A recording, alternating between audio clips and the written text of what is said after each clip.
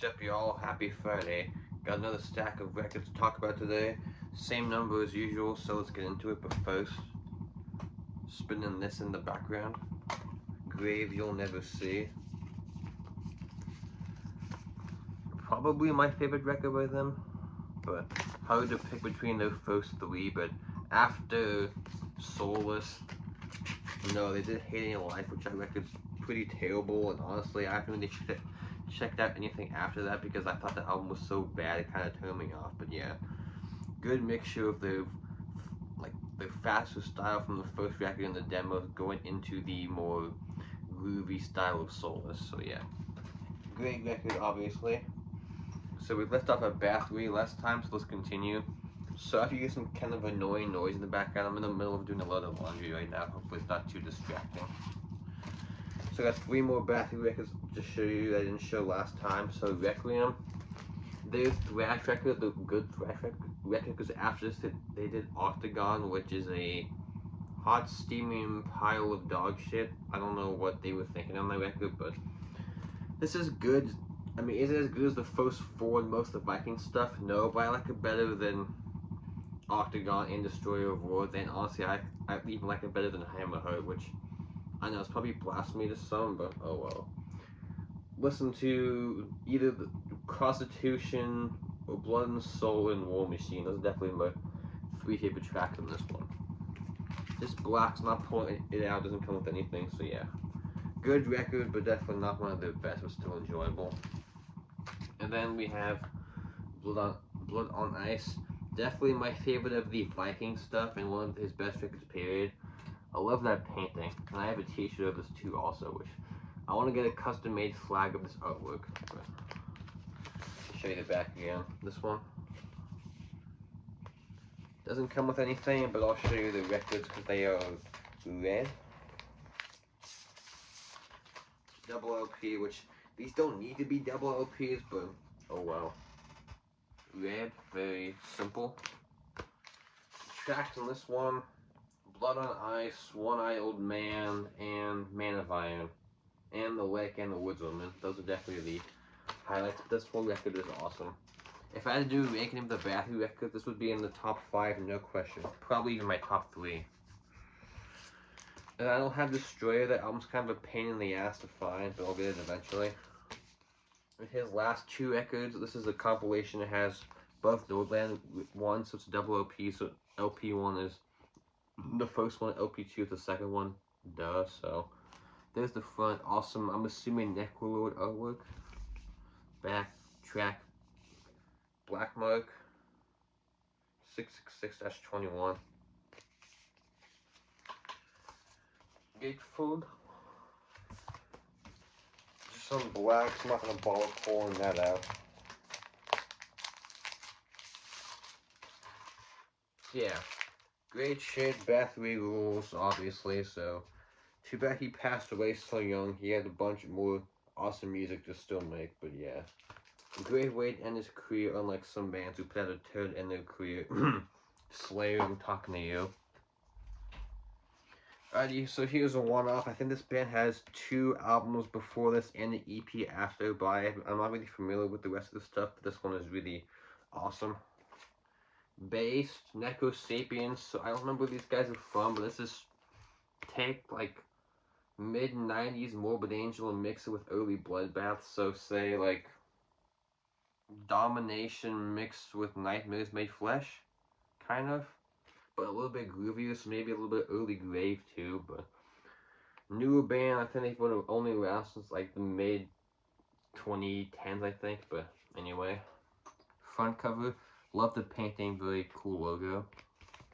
Back, Century Media, yes, Century Media, so it would have been more expensive if I would have ordered it directly from them, because all their albums now for the last couple years have been really expensive for some reason. I'm not sure why, but my local shop had this luckily, because ordering from Century Media, the cost of the stuff aside, it's just a pain in the ass because they're not very good at shipping this stuff in a timely manner. Plus, I think they're overseas too, so that doesn't help any. So again, if you like early Bloodbath and kind of mid-era Morbid Angel, awesome record. Necro Sapiens. Here's a band who eventually turned to hot garbage, in my opinion. I know it's probably not a popular opinion, maybe it is, but this early stuff was great. This is Behemoth with Pandemonic Incantations. Yeah, Pandemonic Incantations. So when it comes to Behemoth, for me, it's just the early stuff. So everything from the early demos up to the third full length is awesome. Then after that, I'm not really into the death metal stuff, but it's okay. I definitely prefer the early black metal stuff when they were basically just ripping off Graveland and early Bathory. But yeah, cool painting though. Front, back. And to me, this is their first record that has any death metal influences on it, which this came out, I think, in 97, I think. This is the only album I have on wax. I have a box set that has, I think, Where the Force Dreams Eternally in the first... Let me see. Yeah, it has Where the Force Dreams Eternally and the first 3 albums, so it also has this included on it, but I'll get those other ones on vinyl eventually, but I'm happy with the CD, so yeah. Nice gold max cover art, yeah. Though I'm not really a fan of the modern stuff, I saw them open up for Slayer and they were awesome live, so too bad the energy can't be translated into the albums. Alright, another one. I just realized after this, let me see. Yeah, this is the last band I only own 1 record from. Everything else, every other band I own multiple records from. So, this is one of the more infamous Finnish black metal bands. Behexen, Ritual Satanum. So, when I think they, I don't remember, I know one of the guys in this band is also in Sargeist. I don't remember who came first, but I definitely prefer Sargeist, which is not even like there's a big difference, but I think Sargeist is more interesting, and these guys kind of did a Behemoth where they got more death metal-y as they went on, but if everything I've heard, this is definitely my favorite. I love that cover art too, very simple and awesome, so there's the front. Love the logo. Back, track listing. I think I bought this at Amoeba in LA a while ago. I don't use download codes, so there you go. What's this? Oh, the lyrics.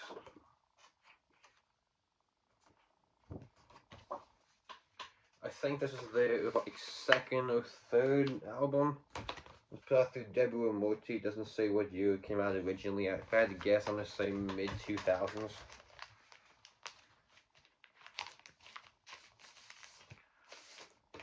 This is on a very nice, awesome white and gray black merge splatter thing.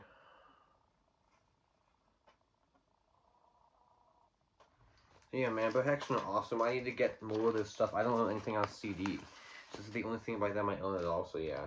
Definitely along with Horner and Sargeist, one of the more popular bands from the modern scene, but I'm sure most of you know that already. So here is a band that I've known about since like 2013, but I completely ignored them for no good reason until like 5 months ago. I don't know why, but oh well. BT Bam, so I got Colors,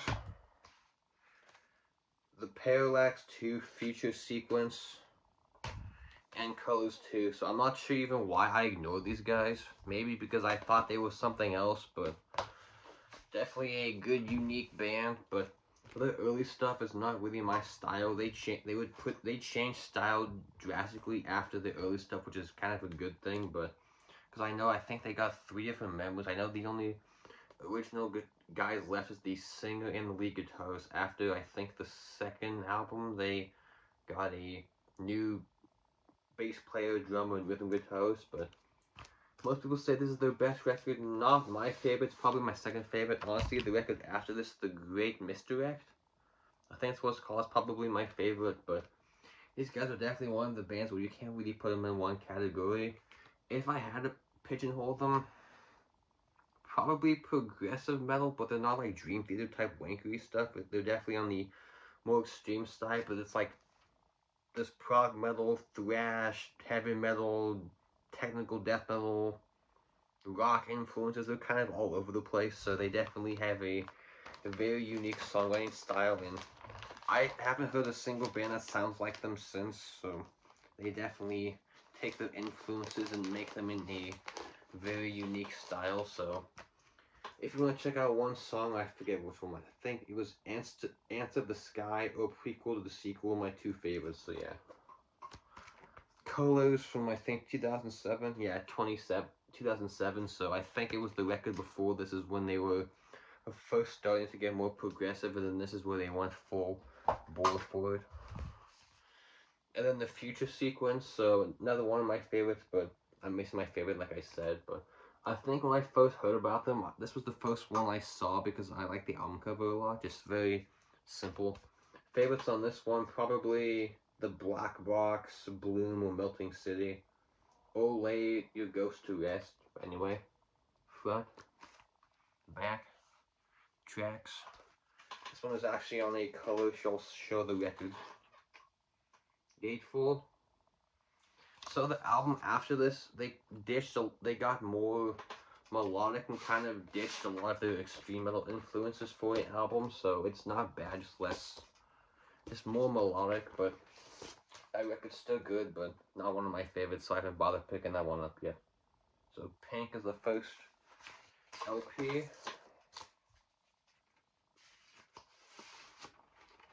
And then this one is only blue, yeah. Awesome blue. So these are, I think this is a Metal Blade reissue for this one. This one's on Craft Recordings. I'm not familiar with that label. And this one I think is Sumerian. Yeah, Sumerian. I'll get to that in a second. Another couple of my favorite releases by them I don't have yet. I think they did like 2 different EPs in 2018, which were both about a half hour long, and those were both awesome. So those will definitely be the ones I'll be looking out for next. But yeah. Awesome album. And then Colors 2, which I don't think it's as good as Colors. That was going to be a hard task for them to follow up, but luckily, unlike King Diamond who did Abigail Part 2, this isn't a complete disaster. This is actually it actually does the sequel justice, unlike that King Diamond record, but that's just me. Anyway, front, back. Tracks on this one, probably Stare Into the Abyss or Bad Habits, but this whole record's awesome. And you see this little cutout thing, so you pull this out.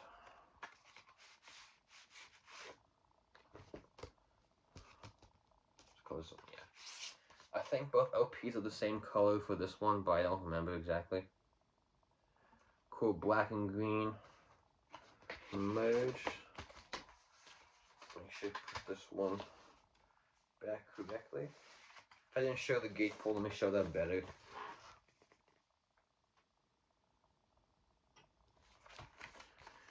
And this one, same thing in the cutout right here.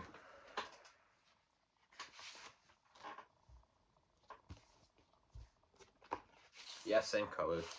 These guys are from like South Carolina or some shit, which is pretty random, but oh well. Now I definitely want to see these guys live someday, but we'll see. So yeah, good band. I shouldn't have ignored them. I don't know why I did, but maybe because I'm an idiot, so there's that. So yeah, BT band, great band. It just took me a while to check them out for whatever dumb reason. You know how I said there was only one more band who I have only one record by? Yeah, I lied. I completely forgot about this one, but oh well. The Black, the Priest of Satan. So they did a follow-up a bunch of years later called Alongside Death, which that one seemed to get some mixed reviews, so I haven't bothered checking that one out yet, but this one is definitely one of the better kind of second-rate Swedish black metal albums from back in the day, which I know. The reason I bothered checking this out, I will show you in a second. So anyway, front, the same cover art that Rodney Christ used for Tryout Gear of the Lost Lovers. Back, track listing, dudes in the band, which then it comes with a very simple, this thing, Fuck Off and Die, which the reason I checked this out, that's John Nofight from Dissection, so that's the reason it made me check this out, because I'm a big Dissection fan, obviously. Just the first two, you know, but yeah. Definitely a less melodic approach, so it's definitely him playing a more straightforward style, which I don't remember. I think he just did vocals on this one. No vocals on the guitar, never mind. Okay, that's why I can't remember if it was just guitars or vocals.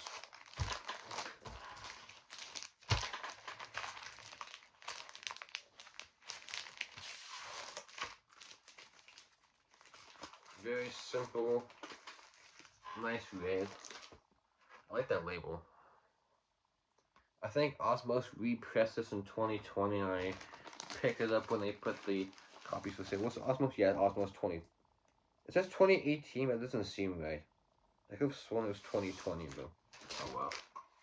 Awesome record, definitely one of the better, kind of somewhat underrated black metal albums from the mid 90s, but it seems to get its share, its fair share of praise. I guess you can't say that's not underrated. Oh boy, so here's a band I'm sure most of you probably won't care about, but you may be surprised I even like this band, but they were one of the bands that got me into going down a further path of getting into more extreme stuff and get out of the kind of crappy music I was listening to at the time, which a lot of people in my generation could say the same thing, but oh well. So, who I'm talking about? Yeah, I know people hate this band for some reason, which I kind of get it. If you've heard the music and don't like it, I get that, but I know some people that hate this band, they've never listened to a single song, which is kind of odd, but oh well. I hear some older people talk about how At the Gates was like their big jumping point into more extreme stuff. These guys were kind of like my generation's At the Gates, which I know me even saying that, some people probably like, what the hell's wrong with you? But hate them all you want, it's fucking true, man. I know several people that without this band they wouldn't have gotten into extreme metal. Maybe I'm included too, so oh well. And I have all of them, so if you hate them, just fast forward, I guess, until I'm done, so. Stick with their debut, 2003, and like Cannibal Corpse, these guys have been signed to Metal Blade the entire time, so. 2003, Unhollowed. Favorite songs on this one, probably Closed Casket Requiem, or Funeral Thirst, or Contagion, but I don't know where I would put this among my, if I had to rank them, probably somewhere in the, like, middle-ish. Not one of my favorites, but not, like, in my least favorite either, but when I say least favorite, these guys don't have a bad record, honestly, but some are better than others, but they don't have, like, a full-out stinker either. Cool White and Clear Mixture. Awesome record. Definitely Trevor sounded a lot different on this. I think this is definitely the most different he sounded vocal-wise. He wasn't quite there yet, but 2005, Miasma, terrible album cover, just a picture of Vegas, which they're not even from Vegas, they're from, I think, Michigan, so kind of an odd choice for album cover, but for a while this one was hard to find, because it didn't get a repress until, like, 2017, but I'm glad it did, so anyway, front on this one, back. Again, I like it less than the debut, but there's still a couple more I like this more than, but favorites on this one, probably Statutory Ape or Dave Goes to Hollywood. Yeah, along with a lot of the song titles on this one are kind of dumb too, but oh well. See the inter sheet. I think all these are uncolored. White. Vinyl. Of all the records, this is the one where Trevor, his voice sounded the most like kind of feral and raspy. So definitely very unique sounding record vocal-wise, like the debut.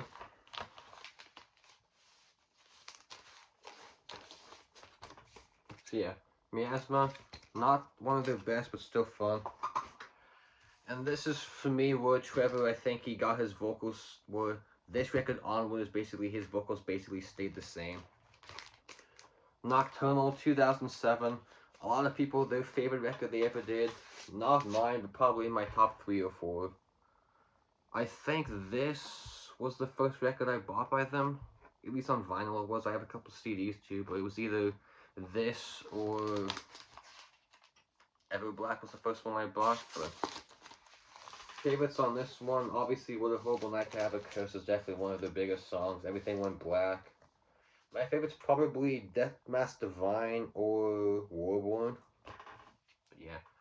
Probably the best artwork too, which if you didn't know, which I'm sure you did, but this was an homage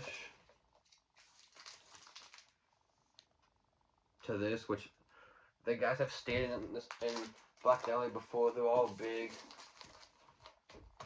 necrophobic fans, so that was their way of tipping the hat to necrophobic, which is awesome. I always loved something about gargoyles are very cool looking. And I think even Necrolord did the artwork too on this one, which is pretty rad. I want a t-shirt of that one, or at least a poster, so yeah. Nocturnal. This one, to me, from my opinion, I think is the most underrated record. Definitely my second favorite behind Everblack. Very odd painting, but I really like it. The dude getting zapped. So this has, I think, the last song, I Will Return. I've never seen this guys live, but I know they close every show they've ever played with. Since this album came out, they close every show with that song, but favorites on here is probably Christ Deformed or Death. Nah, say Throne of Lunacy probably, or Eyes of Thousand. This whole album is awesome though. Again, Metal Blade like all these ones are.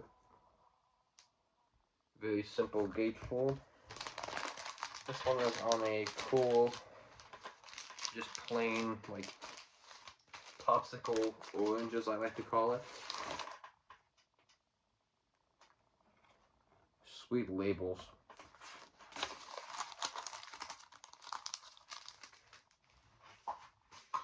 And then this one is one of my lesser favorites, but it's still good. Ritual from 2011. This is kind of one of the more experimental records, which is not bad. Just kind of like the songwriting. Just some of the songs aren't very as memorable as the earlier stuff, but favorites on here probably Moonlight Equilibrium, A String of Seas of Salted Blood, or Den of the Picarist, or The Raven. But yeah, cool front work. This seems to be a polarizing record from fans. It seems to be either their favorite or their least favorite, which I'm kind of in the middle. The poster.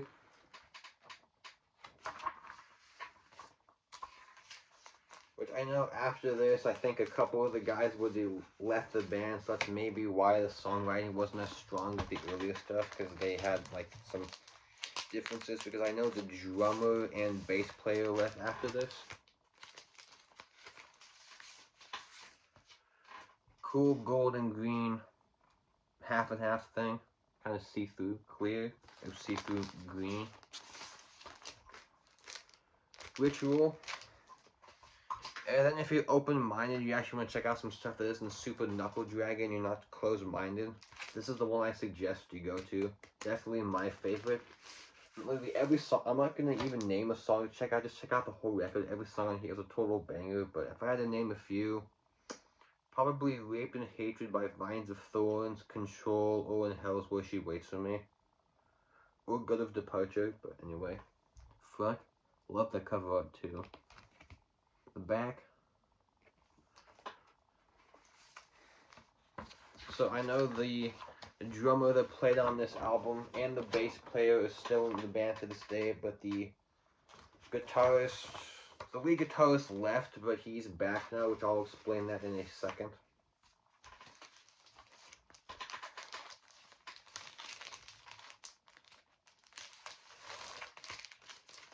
Simple, cool, like purple and black merge, mixture, half and half, I guess, what you would call it.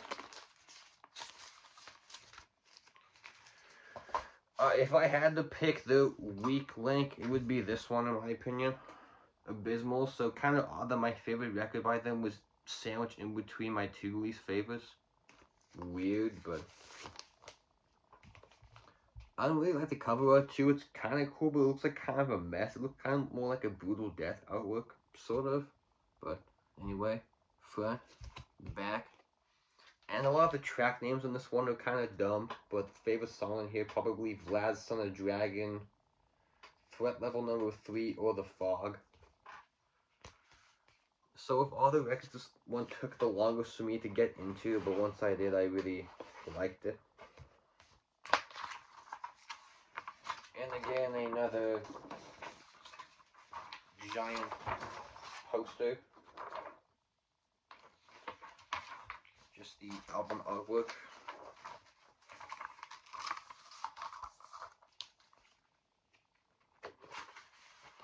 And like I said, after this record, the lead guitarist left and they got somebody else. Yeah. And this is on a nice orange, I think. Yeah. It's definitely orange, but it looks more pink on camera. Yeah, especially in the light, it looks super pink, but it's definitely orange.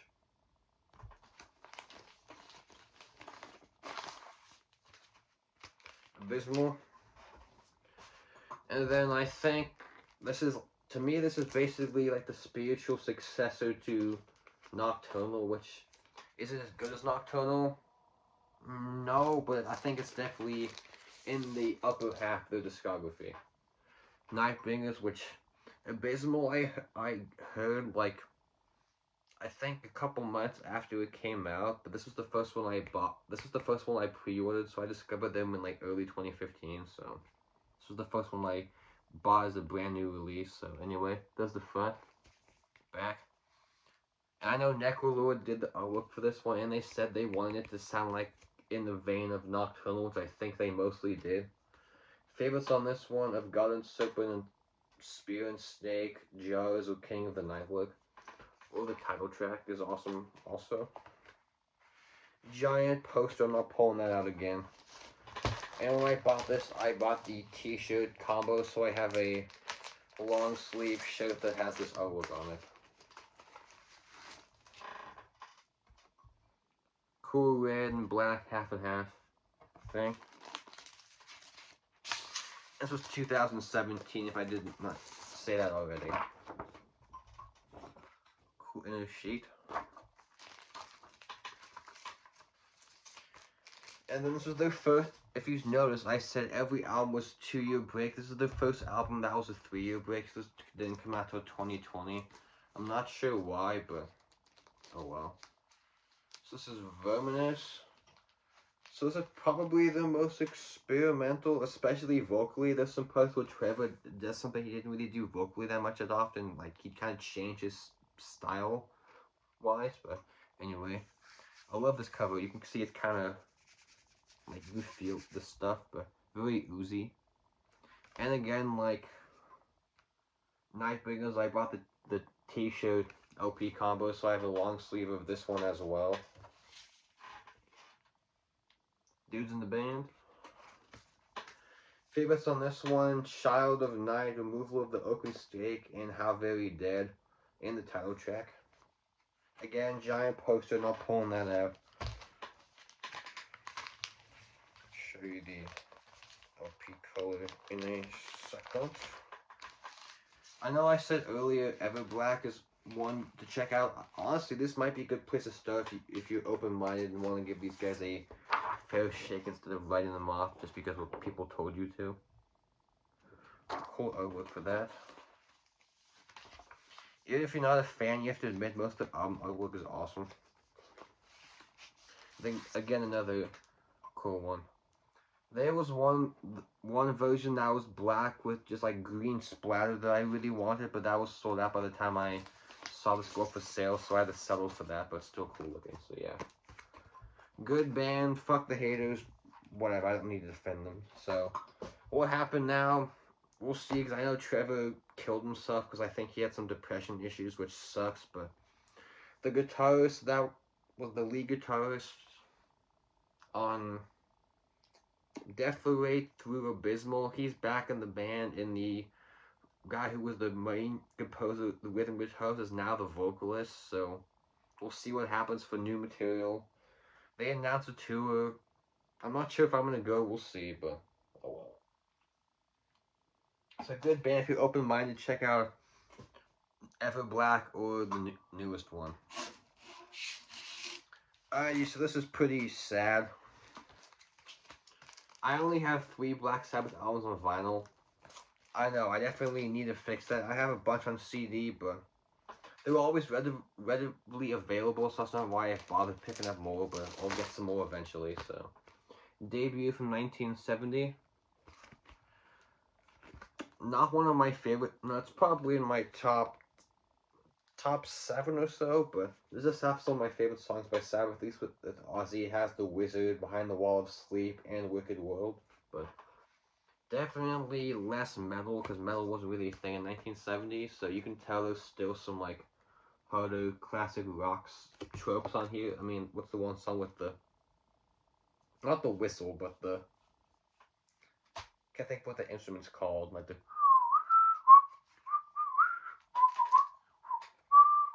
you know what, fuck, the clarinet? No, I can't think what it's called, god damn it. You know what song it is, I think that's The Wizard. Yeah. The harmonica, that's it. So, harmonica's definitely not a big thing in metal, but that gave it a very unique sound, but obviously, like I said, metal wasn't really a thing in 1970. But yeah.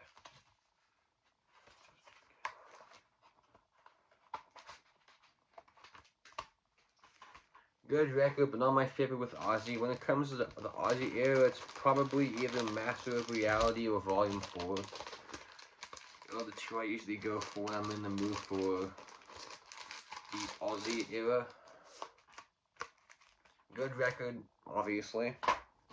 And then, though I like those with Ozzy, when it comes to Sabbath, I'm a Dio Sabbath fan over Ozzy, which I know might be blasphemy to some, but oh well, it's true. Favorites on this one: Neon Nights, Duh, Lady Evil, and the title track, and We Die Young. This is a double LP, doesn't really come with much, but LP 2 is some bonus tracks, which I've honestly never listened to, but I will eventually. So yeah, Heaven and Hell. And this is my favorite record Sabbath ever did, regardless of era.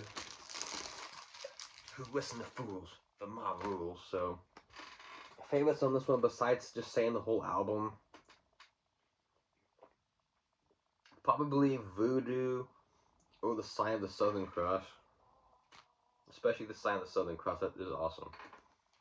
But, I don't know, this whole album's great. Apparently there's a rumor that somewhere here it says fuck Ozzy. I've never been able to find that, so who knows if that's actually true or not. Sweet Gatefold. Double LP, black, very simple, so I'm not going to pull those out. The only time I got to see Sabbath, it was with Ozzy. It was awesome, but I never got to see Dio live in any capacity, so that's one of the things I regret the most, is missing Dio, so that sucked, but yeah. Sabbath, fuck the Ozzy purists, Dio's where it's at, all hail Dio. Alrighty, last two, then we're done. Alright, good, we'll be about 35 minutes, perfect length. So another band I have 6 of this band's albums on CD, but this is the only 2 I have on wax. Time, what is time? So I know people love Halloween, but I'm in the mood for power metal. Blind Guardian's the one I reach for almost every time, but these are definitely more straightforward speed metal, especially this one. There was no power metal of this at all. This is why I argue they kind of started that a little bit, they influenced it, but after this definitely, but this is straight up almost like a speedy thrash metal record, which apparently, according to the guys in the band, they were listening to a lot of Bay Area thrash at the time, especially the early Testament, which you can kind of tell in the riffs, but I still think they had their own unique sound considering they were from Germany, not the States, but front, terrible artwork, but I still have a t-shirt for it, because this is my favorite album by them, which, not a popular opinion probably, but honestly, they could have done 10 albums in a row that sounded like this style, I wouldn't complain at all, I would have eaten it up like candy, but yeah. Favorites on this one, probably Guardian of the Blind and Wizard's Crown. Or Majesty. Yeah. So if I didn't say this is their debut from 1988, I think. 88, because it was definitely 90, so 88. Battalions of Fear. I know they used to be named like Lucifer's Heritage, which is kind of an odd name for a power metal band, so it makes sense that they changed the name. That sounds definitely more like a black metal band than, say, a power speed metal band, but oh well. Those demos are awesome if you haven't heard them. I wish someone would do like an LP press of the Lucifer's Heritage demos. And then what's this one? I always forget. Tales of the Twilight World, so probably my second favorite behind Battalions. Anyway, there's the front, the back. Definitely where they started to change on this record, because there's some like more acoustic stuff, especially the song Lord of the Rings is basically a pure acoustic song. And they had some moments where they got a little bit slower, but even on Follow the Blind they had some slightly slower moments, but here there's even more of that. But definitely before they got super bombastic, all the like super layered vocal stuff that didn't come until like Imagination, so we're still a few years off from that. Favorites on here, probably Traveler in Time, Welcome to Dying, Lord of the Rings, and Lost in the Twilight Hall. So yeah. Awesome. If you're wondering, on CD I have Follow the Blind, Live Tokyo, Somewhere Far Beyond, Imaginations, Nightfall, and the new one. In between Nightfall and the new one, not really my thing, but I'll give those new ones a listen again eventually. Yeah. Hopefully they come to play the States. That would be awesome. Well, I'm not catching my breath on that, because a lot of apparently Destruction and Creative seem to be the only two bands that are allergic to playing in the US, but oh well. So that's Blind Guardian. Alrighty, we're done. 35 minutes, about a good length. So I was curious to see what we're going to be doing after this. So if I do, the next part's going to be, I think, what was it? Blood Feast, Blue Dust Nord, and Bloodbath are going to be the first 3 bands. So look out for that video. I'm not sure when, but yeah. Thanks for watching. Take care. Peace out.